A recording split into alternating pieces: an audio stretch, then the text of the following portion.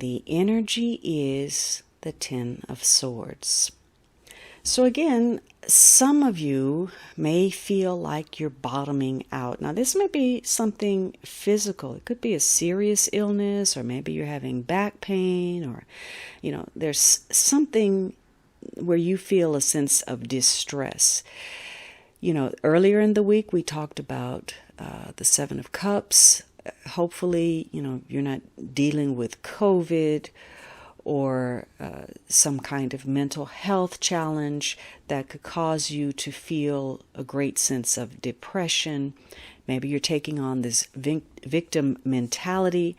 It could be some form of betrayal. You had the card where you needed to stand up for yourself, to fend off negativity. But whatever you're dealing with, whether it's a personal defeat, a sense of failure, some kind of loss, it is the end of a cycle. And so it's time to let go, to move on from a situation, whether by choice or by necessity. Now, it could be that you're simply exhausted. Maybe you were trying to put your energy into a lot of directions, getting a lot done, and now you're just tired. You feel overwhelmed. And that's because maybe everything was happening too quickly, or on the opposite end, you were just doing a lot of daydreaming rather than taking action, and nothing is moving at all. And so you feel stuck in a situation. You feel maybe that you're carrying a lot of weight. Maybe you feel like you've had to eat dirt.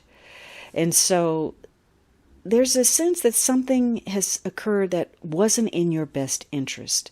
But you need to keep in mind that this is a card that also speaks of the clouds clearing. Something is lifting. It could be the load is lifting. You need to remember that it's darkest before the dawn. So if you've dealt with some kind of loss or a setback, you now may be approaching a brand new cycle.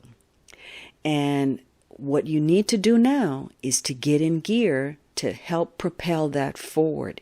It means changing your attitude, getting back on track, confronting things rather than denying them, addressing something, taking charge of matters, taking on, your appropriate duties and responsibilities, because you have a second look at a situation now.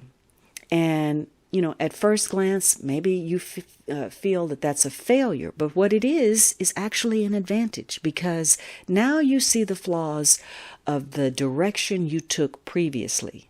And if you recognize what they are, you can come up with a more resourceful course of action, one that enables you to succeed and possibly pushes you further than you expected.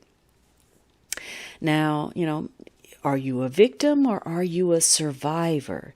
Whatever has happened, maybe you've been dealing with something for a very long time. This is something that's been chronic or a long drawn out. Some of you may have been dealing with serious issues of illness or death, or, facing a near-death experience, something very intense, and hopefully coming out on the other side of that.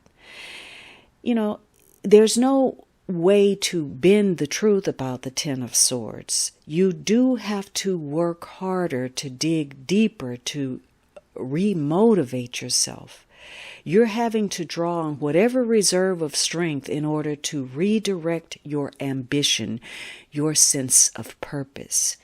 And just because you're at a particular place that maybe felt disastrous or painful doesn't mean you should assume that everything is lost, or start closing the door on people or burning bridges because something didn't go your way.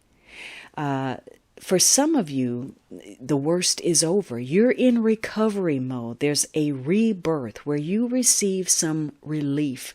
The problems subside. It's a new beginning. And, at the least, you're turning to a higher power. You're allowing situations to be what they are, and knowing that everything serves a purpose.